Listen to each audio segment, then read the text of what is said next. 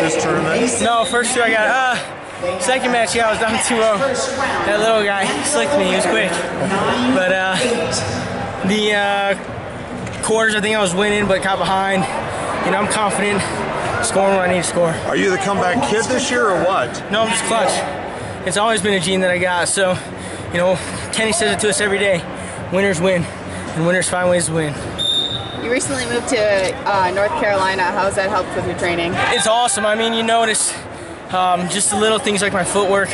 You know, I really didn't get blown off my feet in a double leg because Coleman hits me those every day. You know, I've been used to it. I felt it, so I was ready. We were aware that single leg he was going to hit. I thought I was defending it well, and he kind of knocked me off balance to get that takedown. But my re-attacks were there. You know, that's something that's kind of picked up a little bit. I had good re-attacks in college. They went away, but I feel like that speed and that pop's getting back. When you had a single there, it looked like you were pausing. What were you doing I was over watching there? the clock. I saw 25. You know, I did the same thing against Tomasello, and Coleman said, "Hey, be aware, be aware."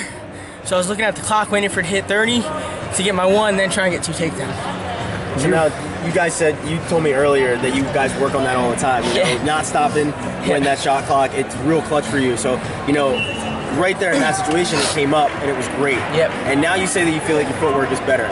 What did you take into that match that you got from the last time you guys wrestled that really helped you? Just get to my attacks. You know, I didn't want there to be controversy, and you could say there was controversy on a no-2 throw or whatever, but you know, I scored the points I needed to. There wasn't a 3-3 criteria win. You know, I won fair and square. So you guys have wrestled a ton of times, and you know, how comfortable are you going up against him, and how much does he change every time, and how much do you change every time? He had that single. He knew his double leg. You know, I think he feels that I'm strong. You know, it's hard to shoot through a brick wall. So, Tony, you talked about making the move to North Carolina. Was it a fresh start? What was it? It was hard. It was rough at first. And not in the sense of being a fresh start, getting somewhere else. There were a lot of emotional things I had to get over. Did you have to let go of Iowa? Yes, and it wasn't just letting go of Iowa. It was more of getting over the relationships that I had. Those people that were like my family. You know, Terry, Tom, they were like my dads. And it was about clearing my head and moving on and forgiving the past so I could start wrestling with a clear mind, training with a clear mind. And I think you guys saw it at Who's Number One. You know, a lot of people saw it through the international matches. There were times where I was down and out, where I went home, you know, sitting down, just thinking maybe my time was up, maybe it was over, and just move on to coaching. But, you know, right after nationals, my guys gave me a lot of spark. I got a lot of energy with the new guys coming in, and then things started to click. My body started feeling good. I started feeling good. And then, you know, my wife came out to me and said, "I really want to go to a gala." And I was like, "What do you mean?" She goes, "I want to go to New York and go to a gala." And I was like, "Well, I better go win the U.S. Open because that's the only way I'm wrestling and beat the streets." So, Bill Zadek, that's on you now. I did my job. Now you go get me to take my wife to a gala.